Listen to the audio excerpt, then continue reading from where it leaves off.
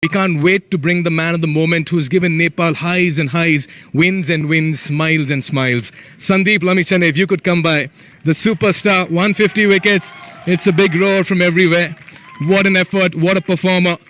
3 for 47 today, 22 wickets across the two legs in Nepal.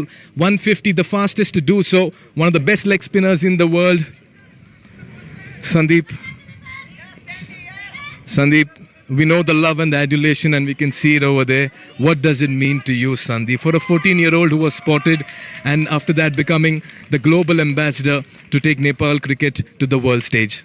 I mean, it feels special, when you make your debut for your country and then you represent your country day by day, match by match, and you step on the field with one dream, you want to keep the flag always high. And never imagined in my life, I would be achieving something like this feat. But, it's good to be on the records book. And, pretty special moment for me, for my family, for friends, for everyone who has been wishing, praying for me all these years. And, I hope to continue in the same way and break many more records, whichever comes across. You've just started, Sandeep. There's a long way to go. You're only 25.